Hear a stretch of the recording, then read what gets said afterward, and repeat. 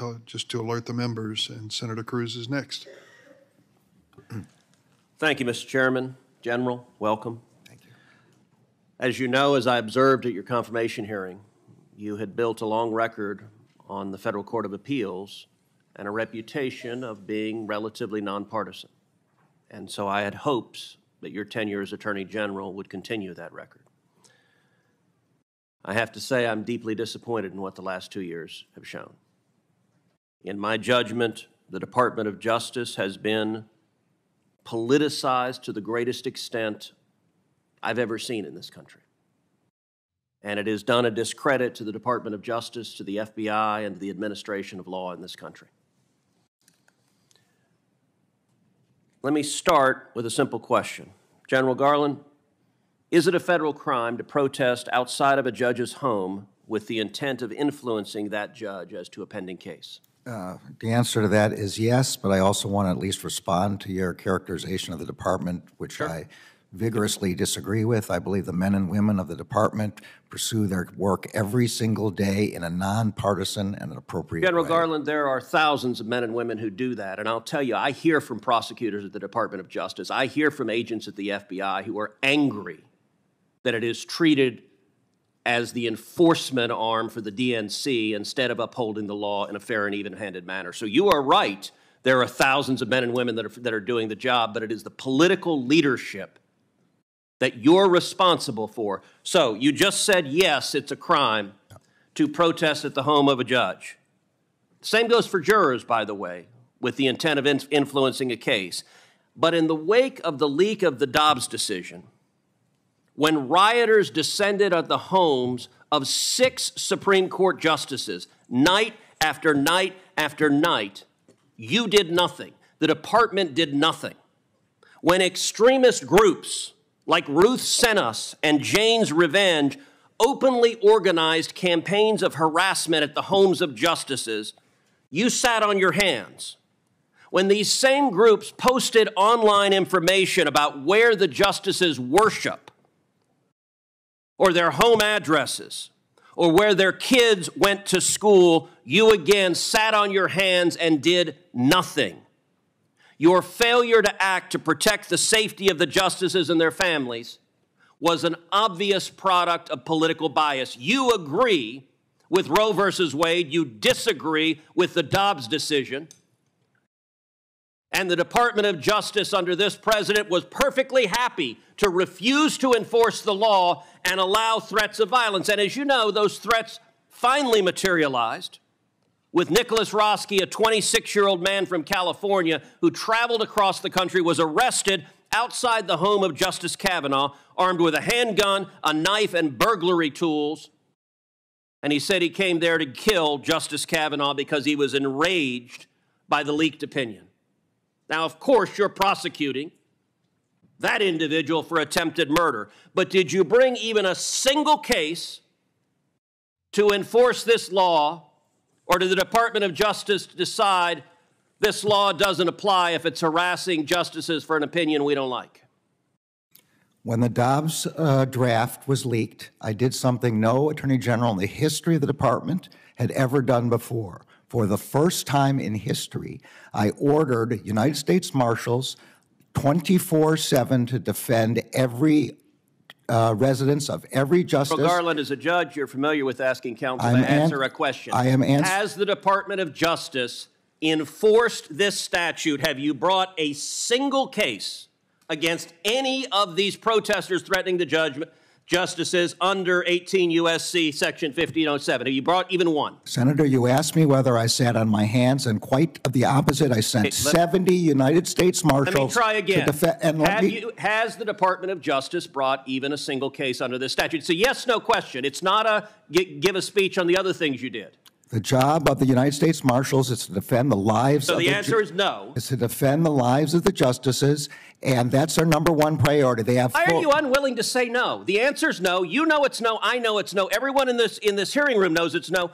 You're not willing to answer a question. Have you brought a case under this statute, yes or no? As far as I know, we haven't, and what we have done is defended the lives of the justices with over 70 U.S. Marshals. How do you decide which criminal statutes the DOJ enforces and which one it doesn't? The United States Marshals know that they have full authority. I recognize you want to give a separate speech. No, I don't want to give How do you decide which statutes you enforce and which ones you don't? The Marshals on scene make that determination in light of the priority of defense. The Marshals do not make a determination over whether to prosecute. You, the Attorney General, make a determination, and you spent 20 years as a judge, and you're perfectly content with justices being afraid for their children's lives, and you did nothing to prosecute it. Let's shift to another area. Can I answer the question? No, you cannot. You have refused to answer the question. I am answering your question. The Attorney General does not decide whether to arrest. How did you choose not to enforce this statute? The Marshals on scene. Marshals don't make that decision. They do make the decision of whether to make an arrest. Prosecute someone? No, they don't. If they make Marshals do not have prosecution. If they make an arrest, then it goes to the Marshals. Let's change topics because our time is limited. We've also seen across the country violent attacks as pregnancy centers by similar left-wing terrorist groups, including one graffiti of a firebomb building said, "Jane was here." There have been attacks all over the country. And yet, the Department of Justice has not brought these violent criminals to justice. You contrast that. If you're a violent criminal and you attack a crisis pregnancy center, that is not a priority in the Biden Department of Justice. Contrast that to Mark Houck, who's a pro-life activist. He's a sidewalk counselor. And he had an altercation with someone who allegedly interfered with his son's personal space and threatened his son, and he pushed him. Now, in an ordinary world, pushing someone would be maybe a simple misdemeanor assault, but not under the Biden Department of Justice. If you're a pro-life activist, what can you expect? Well, in this instance, according to Mr. Houck's wife, 24 agents clad in body armor and ballistic helmets and shields and a battering ram showed up at his house pointing rifles at his family. Why do you send 24 agents in body armor to arrest a sidewalk counselor who happens to be pro-life, but you don't devote resources to prosecute people who are violently firebombing crisis pregnancies? It is a priority of the department to prosecute and investigate and find the people who are doing those firebombings. They are doing it at night and in secret. And we have found one group which we did prosecute. You found one. How many have there been? How many attacks? There have been a lot. And if you have any information specifically as to who those people are, we would be glad. We would be glad to have that. Did you personally authorize 20 agents going to Mr. Houck's house? And he offered to turn himself in through counsel, but you didn't want that. The Department of Justice wanted to make a show of it. Did you personally authorize it? And do you want to apologize to Mrs. Houck and her 7 children for being terrorized? The decisions about how to do that are made at the level of the FBI agents on scene. Did you know about it? I did not know about it until the way you're describing it, and my understanding is the FBI disagrees with that description. Was it a mistake? Senator's time has expired. I'm going to allow the witness to respond to any of the questions that were asked. Was it a mistake? I'm going to chair the committee, Senator. I'm sorry you're not. You said you'd allow him to respond. I repeated the question I asked, which is, was it a mistake to send 20 agents to arrest him at the crack of dawn? You had your time and more. You just said you're going to allow him to respond. You just said, I'm going to allow him to respond to the question, so I repeated the question. Was it a mistake? That was the pending question. You want to ask, I'll ask the questions I want. That's the question I had already asked. Well, you just said you'd let him respond. I'm going to let him respond right now. Please don't interrupt him. Thank you. The decisions about how to do tactical arrests are made by the FBI agents in the field. The FBI has publicly stated that it disagrees with the description you gave of what happened in that example. That's the best I can answer. At this point, we're going to... Thank you, Mr. Chairman. Mr. Secretary, welcome. Senator, good to see you.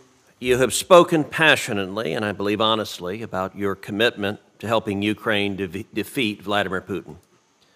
I agree wholeheartedly that it is an important national security interest of the United States for Russia to lose. Putin is a KGB thug who seeks to reassemble the Soviet empire at the expense of American interest and at the expense of the safety and security of Americans. And of course, in China, Xi is watching closely to see how America responds to Putin's aggression. I'm deeply concerned, however, that no matter how much you may want to help Ukraine, there is something the Biden administration wants more, which is to re-enter a nuclear agreement with Iran.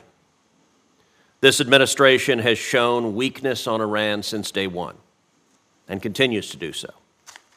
Just in the last few weeks, there have been reports that you again waived congressional sanctions to allow Iraq to move money to the central bank of Iran, which the Ayatollah uses for terrorism, for ballistic missile development, and nuclear weapons work.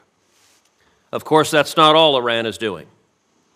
In January, Mr. Secretary, you publicly assessed that Iran had become, quote, Russia's top military backer. That's a quote. And indeed, Russia uses Iranian banks and tankers and planes to move weapons and to dodge sanctions. Yet the administration and the State Department in particular continue to allow Russia-Iranian cooperation out of a refusal to crack down on Iran. The Biden administration is boosting and in many cases funding both sides of this war. If you look at energy, and I want to start with this, I want to ask you about the use by Russia of Iranian oil tankers. As you know, Iran violates U.S. energy sanctions by using its own tankers, as well as a ghost fleet of foreign flag ships. You've allowed that ghost fleet to grow dramatically. The Iranians were using about 70 tankers when President Biden was elected. Today, they're using about 300 tankers. You did not sanction those tankers. Instead, the administration allowed Iran to restore its energy exports, getting above 1 million barrels a day, which is funding the regime and funding the war on Ukraine. Last month was the highest oil exports Iran has had since 2018. Now, we can argue about what that means for Iran, but I want to ask what it means for Ukraine and for Russia. Russia is now using dozens and dozens of tankers from that ghost fleet that the administration allowed to grow in violation of our energy sanctions directly to aid Putin's aggression in Ukraine. Why hasn't the Biden administration sanctioned them? Senator, two things. First, going back to the first point, the symbiotic relationship that we're seeing emerge between Iran and Russia, to include the provision by Iran of drone technology to Russia for use in Ukraine, and the provision by Russia to Iran, or the threatened provision of weapon systems, including planes. This is something that we are very actively and aggressively working to break up across the government. We have gone after the drone network, working to sanction dozens of individuals. Have you reimposed the oil sanctions? And we are looking at the most effective way we can. Have you reimposed the oil sanctions? At the Ghost Fleet. So we have imposed sanctions across the entire UAV network. We're looking at how we can most effectively deal with the Ghost Fleet. Have you stopped the Ayatollah from selling a million barrels a day of oil? We're working on making sure that we can do that effectively. It was done in the prior administration. It was this administration that refused to enforce those sanctions that allowed billions of dollars to flow to the Ayatollah that's being used to attack the Ukrainians right now. We're working every day to enforce the existing sanctions on Iran, even as we're looking at imposing new ones. Mr. Secretary, with respect, that's not remotely true. The oil sanctions you could enforce tomorrow, but it is a political decision not to enforce it, and you are providing the funds that Iran is using to provide drones that are attacking Ukrainian military and attacking Ukrainian civilians. You said you just noticed recently the growing cooperation between Russia and Iran. If you were not aware of that 2 years ago, this administration has not been paying attention. Let's talk, for example, about Russian-Iranian nuclear cooperation. President Zelensky has repeatedly said that Russia is compensating Iran for weapons through nuclear cooperation.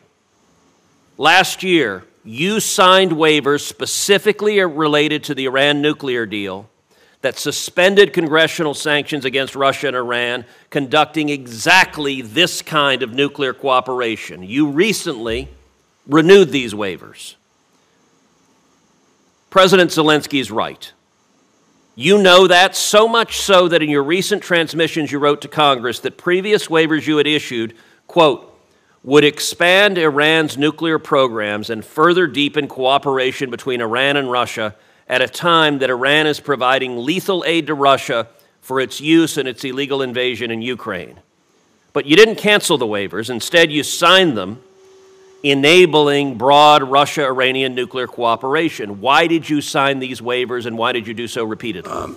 These waivers have been in the non-proliferation interests of the United States, particularly to make sure that materials that Iran could use to develop its nuclear program were shipped out of Iran, and to make sure that facilities in Iran would not be developed in a way that could lead to further proliferation or the advancement of the program. In the last instance, we have narrowed the waivers significantly, again, to make sure that they're focused only on activities that actually advance our non-proliferation goals. To make sure that Mr. Secretary, with all due respect, that answer does not pass the laugh test. Under this administration, you have allowed Iran to get to the brink of a nuclear weapon.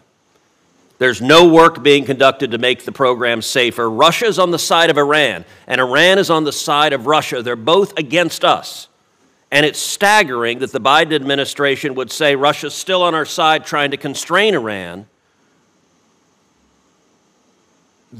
You could halt this cooperation. You could halt the civilian nuclear cooperation with Russia. You could halt the oil sales. But this administration is not willing to do so because of politics. And as a result, the billions of dollars the Ayatollah is getting because of your decisions and President Biden's decisions are funding the war in Ukraine. Why is this administration funding both sides of this war? I fundamentally disagree with that judgment, Senator. We had Iran's nuclear program in a box. Unfortunately, it got out of that box as a result of pulling out, not by us, of the nuclear agreement. As a result, despite the maximum pressure that's been exerted by the previous administration. Would you answer the question I asked? Why are you funding both sides of the war? That nuclear program has moved forward. Would you answer the question, why are you funding both sides of the Ukraine war? We're not funding both sides. We're trying to make sure, wherever we can, that we're pushing back on Iran having access to resources. But you're not going to stop the oil sales. We're looking at the most effective way to deal with. Enforce the sanctions. It's not complicated. But at this point, recognize Senator Cruz.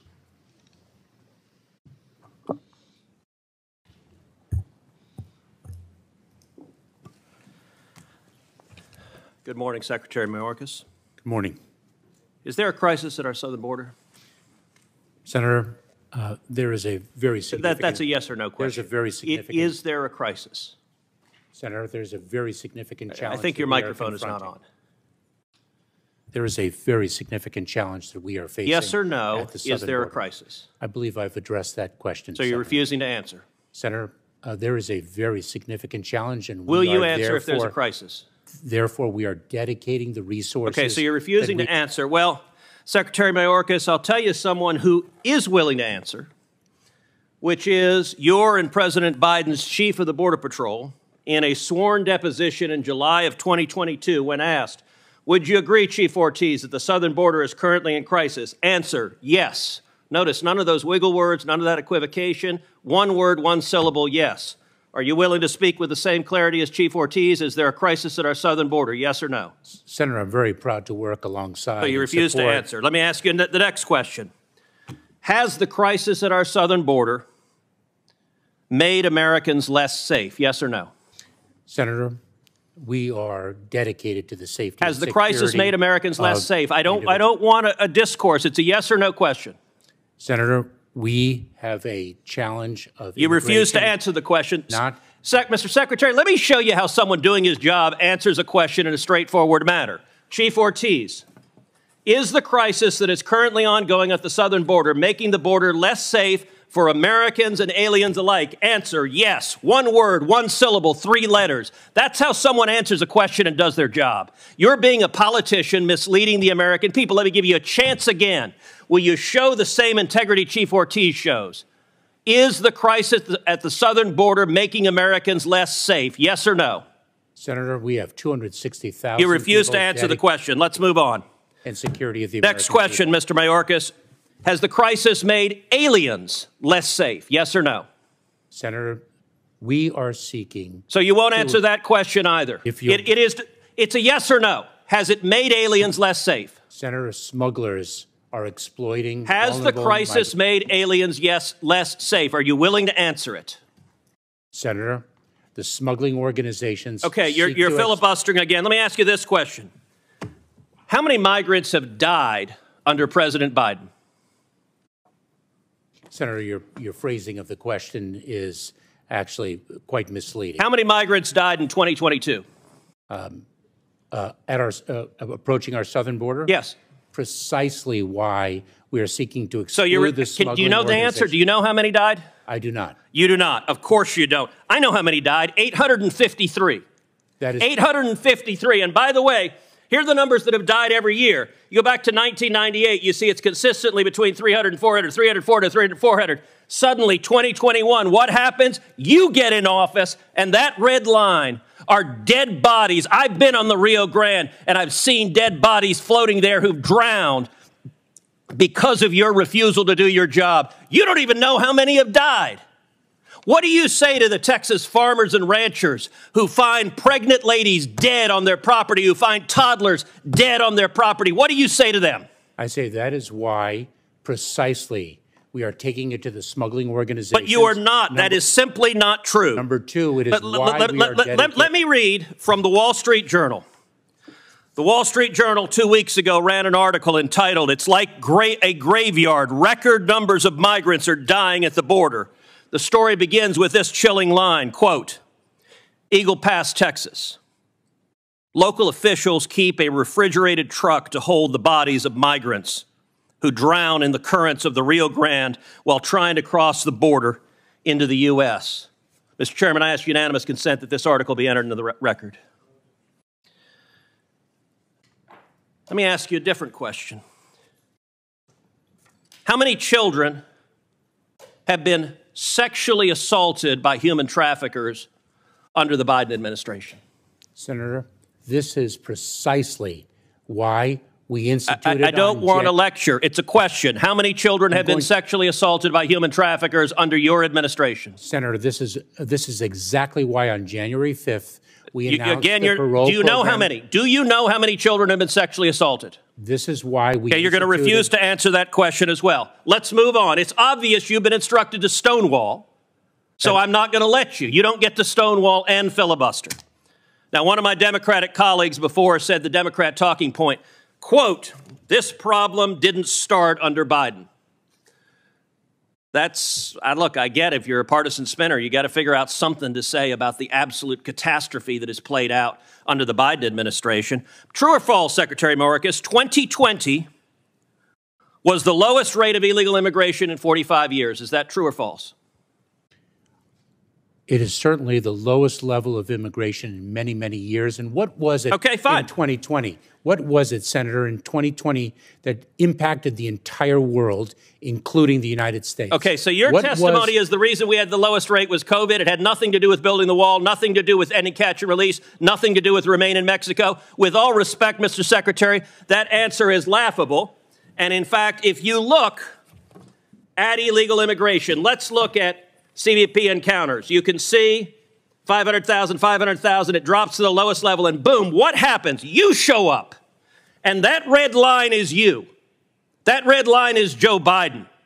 And you're claiming nothing happened. Oh, gosh, this was here before us. No, you made the decision to allow this to happen. Let me ask you, we now have over 5.5 million people who've entered this country illegally under Joe Biden.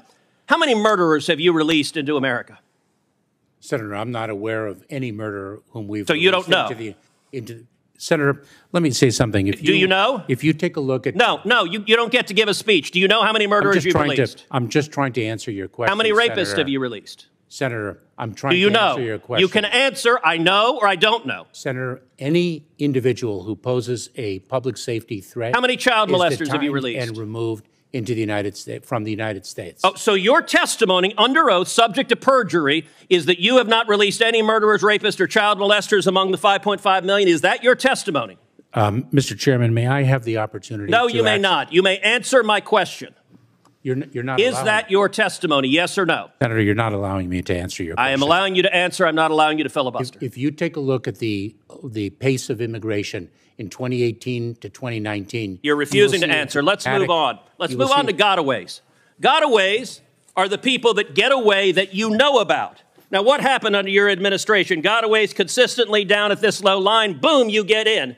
And they go from below 180,000 to 600,000. Now, I'll tell you this about a gotaway. You don't know among those 600,000 a year, you have no idea how many are murderers, correct? That is precisely why the Correct? number of gotaways... Do you know how many of those are murderers? That is precisely So you why... refuse to answer the question. You know how many are rapists?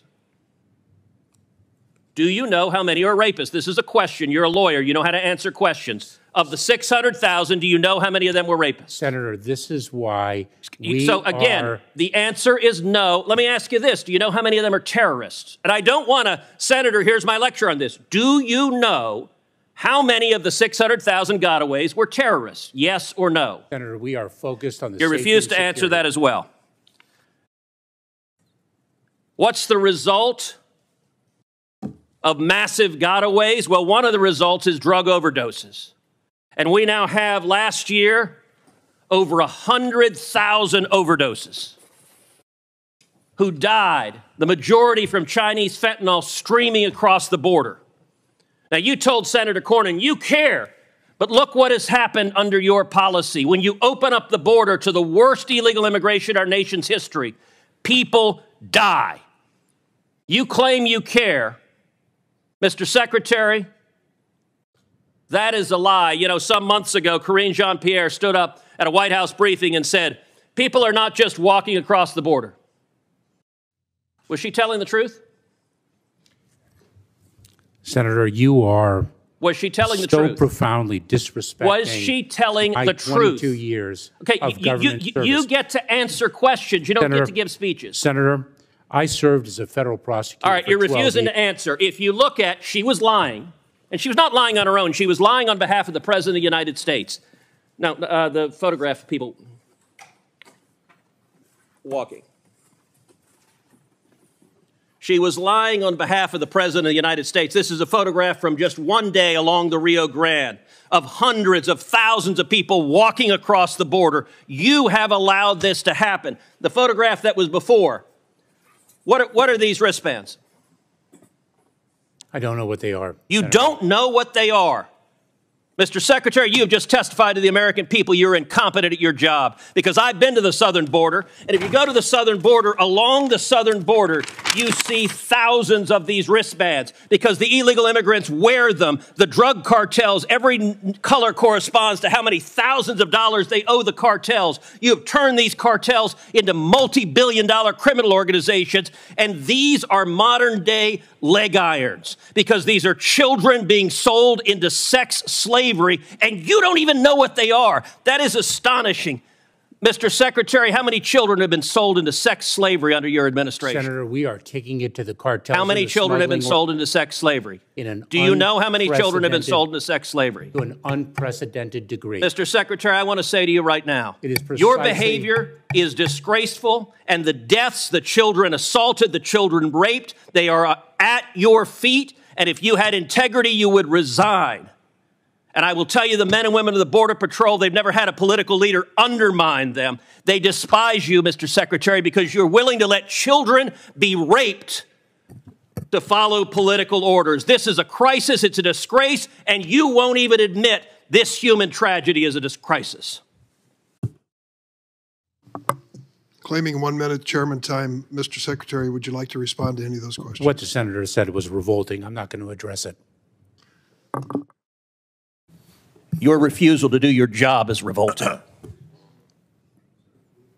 Ms. Peters, one of President Biden's first acts after taking office was to issue Executive Order 14006, mandating that contracts with privately owned detention facilities not be renewed. The order is intended, quote, to decrease incarceration levels by reducing profit-based incentives to incarcerate by phasing out the federal government's reliance on privately operated criminal detention facilities. This order has created many unintended consequences, including the closing of the Willacy County Regional Detention Facility in Raymondville, Texas. The decision has had tremendous negative consequences with little to no obvious upside, forcing inmates to travel hundreds of miles round trip for court appearances, impacting the accessibility of legal counsel, and making family visits significantly more difficult. It has also caused administration issues for the prison system and harmed the local economy by eliminating these jobs. Literally every stakeholder that has a role to play in these cases is opposed to this Biden policy. That includes the defense bar, the federal public defender, the U.S. attorney, even the federal bench. All have publicly asked for this policy to be rescinded.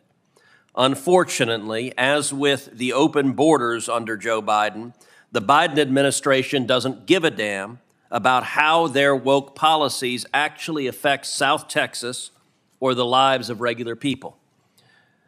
Ms. Peters, how has Executive Order 14006 impacted the Bureau of Prisons' ability to house inmates, and has it been a negative impact or a positive impact? Thank you, Senator. So we were able to come into compliance with the executive order the end of last November and bring in those individuals from those facilities that were closed, and we were able to safely absorb them into our current population. Okay, that you didn't answer my question. How has it impacted the BOP, and has it been positive or negative? Senator, I don't know that I can put it in a positive or negative category. What I can say is the defense bar and the U.S. attorney and the federal bench, are they all wrong? I'm not familiar with their opinions and their reasons for opposing. Okay, unfortunately, you're illustrating that the Biden administration doesn't care about South Texas if you don't even know the impact it's having on all the stakeholders. All right, let's shift to the topic Senator Lee was just asking you about, because I have to say I found your answers to him thoroughly unacceptable. The 2022 Transgender Offender Manual, issued by the Bureau of Prison through your predecessors, reverted back to the Obama administration's initial designation and housing programming assignments. Notably, biological sex at birth is no longer the controlling determinant. Right now today, how many biological males are housed in female prisons under BOP? Senator, I don't have those numbers in front of me today. Why don't you? We could look at them and get back to you. Why don't you? I just don't have them top of Did you know you were going to be asked that today? No, Senator. Oh, you didn't. Have you been asked that before? On the record, Senator? Yes. I don't recall. You were asked a year ago in writing, and you failed to answer it in writing. You knew damn well you're going to be asked it today, but you don't want to answer it. Senator Lee asked, why don't you report the numbers? You don't report the numbers because you don't want people to know the numbers. So the fact that you sit there and say, I don't know, he said 1,300. Is that number in the ballpark? 1,300 as it relates to which category, Senator? Biological males housed in female prisons. No, that would be a much larger number. Which is a larger number? So the number of individuals who even identify as transgender at the Federal Bureau of Prisons is around 1,700. And the number of individuals that are housed in institutions not conforming with their biological sex are very low. Very low. Are we talking 100? Are we talking 10? We will look at the numbers. We're talking less than 10. So your testimony here, I just want to understand, your testimony here today is there are fewer than 10 biological males, human beings that were born male, who are housed in female prisons. Is that your testimony? That is my understanding, and I will confirm that and get back to you. Okay. Of the 1,700 prisoners you referenced, how many of them are convicted sex offenders? I do not know the answer to that, Senator. Are you aware that Great Britain's numbers, according to a January 2022 report, is the proportion of male-born transgender offenders who are sex offenders in the UK prison system is roughly 60%, significantly higher than the 18% of the general population? Are those numbers consistent with the American numbers? I'm not familiar with Great Britain's numbers. So let me ask you this. How many female inmates have been sexually assaulted by biological males who BOP has housed in female prisons? Senator, I would have to look into that and get back to you. Do you have an obligation to protect those female prisoners? Absolutely. And so have you examined how many women have been sexually assaulted by biological males that BOP has placed in the prison with those women?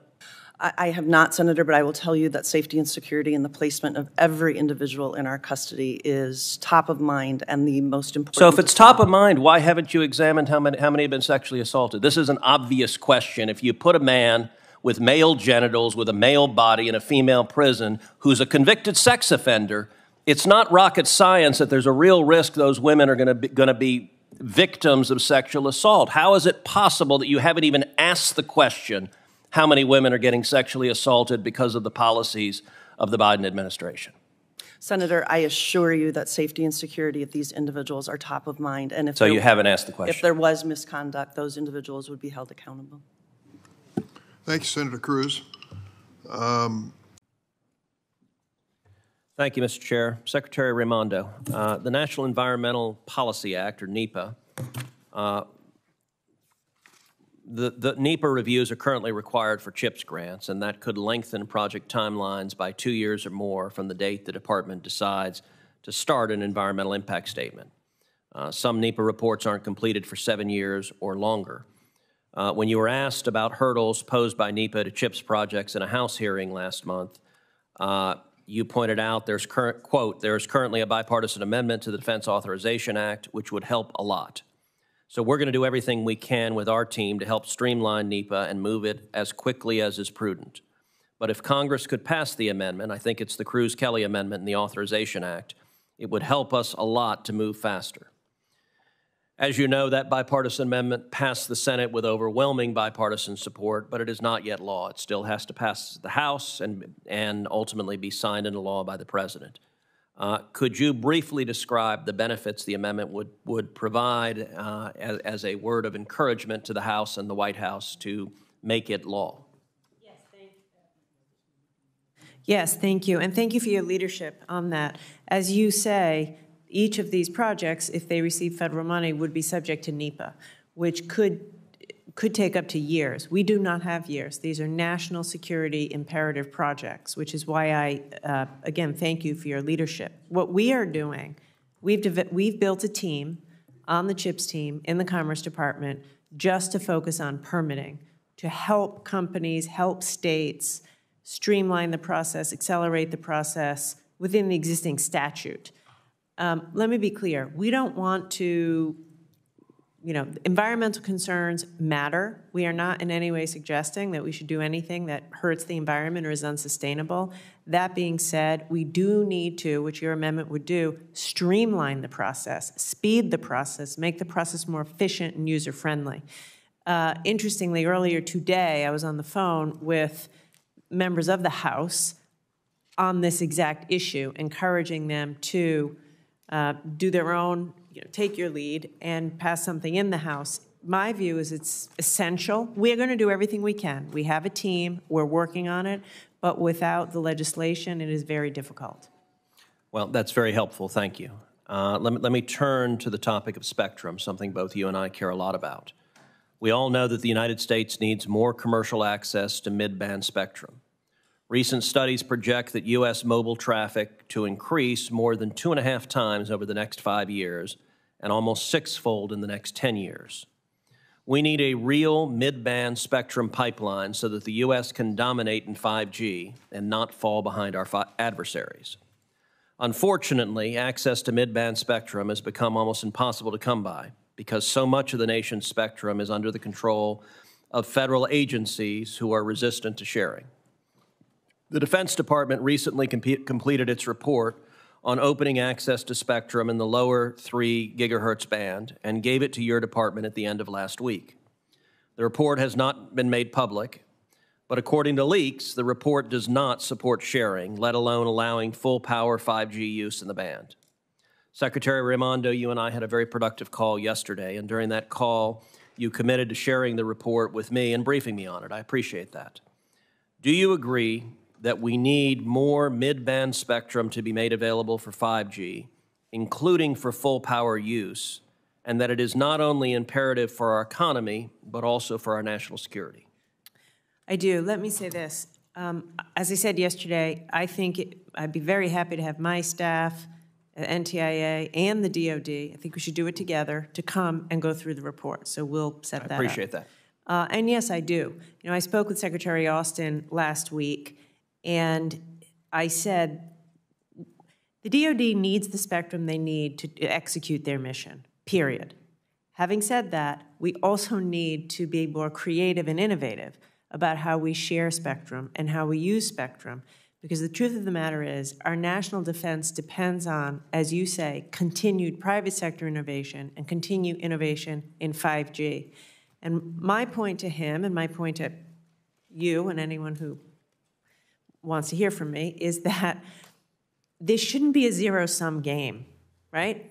We shouldn't think every time the DOD shares or gives something up, they're losing capacity. We have to find creative ways where we can have more spectrum made available in the mid-range band, as you say, and also the DOD has what they need to do their mission. And I'm committed to working with you and with them to do that. Thank you, Madam Secretary. Director Panchanathan, during fiscal year 21 and fiscal year 22, the NSF funded some 70 grants and 2 contracts, totaling over $45 million, focused on both the quote-unquote science of countering social media mis- and disinformation, as well as the development of digital tools to track and censor so-called mis- or disinformation. One of the projects was called Expert Voices Together, and it is, to quote the NSF, quote, creating a comprehensive system of care that addresses the harms journalists experience due to online harassment. Its mission, incredibly enough, is to, quote, support journalists in moments of crisis while helping the media industry build resilience long-term.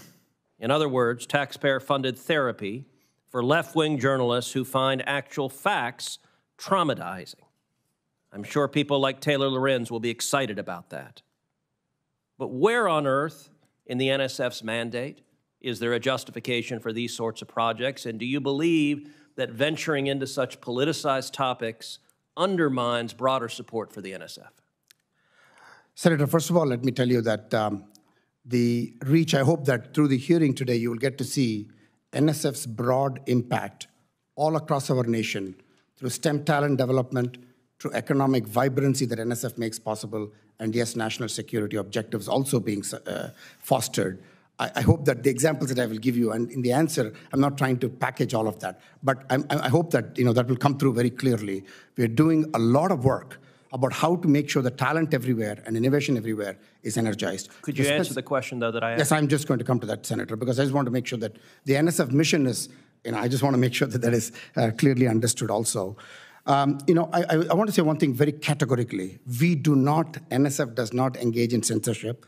We do not regulate any content and engage with anybody who also does so. But what we do is, how do the technologies operate and how are they being used, and provide the public and policymakers the information that they need so that you can make the informed decisions about needed regulations and guardrails. And for the users, that they have the tool that they can safely navigate content. That's what NSF is engaged in. That's the kind of projects that we fund. We are not in the business of censorship. We are not in the business of controlling content. I can tell you, for example, even in this conversation that we are having right now, in the deepfake realm, this conversation can be completely altered and presented in a form that you and I will say, how did it even happen? That this conversation that we are having right now has been transformed into something that's even unrecognizable. These kinds of things that happen, we are trying to find how can we build, how can we invest in those projects, and how can we invest in tools and techniques that can help safeguard. And that's all we are doing. We are not censoring. I want to repeat that. We are not altering content. When you're funding others who are engaged in censorship, you're undermining support for your very important agency. Senator, maybe I can close with this comment. I'm happy to work with any of you to go through this with you in more of a one-on-one setting and explain what these projects are doing so that it can be helpful. Happy to take your suggestions, happy to take your inputs. NSF, I always say NSF is a learning agency. We learn constantly because we cannot be an agency that says, this is how we do it. We are learning agencies, so happy to take the input and see where, if any, you find that there is, NSF appearing to be, as I have said, we are not, but I'm happy to have the discussion with you. Thank you. Senator Tester.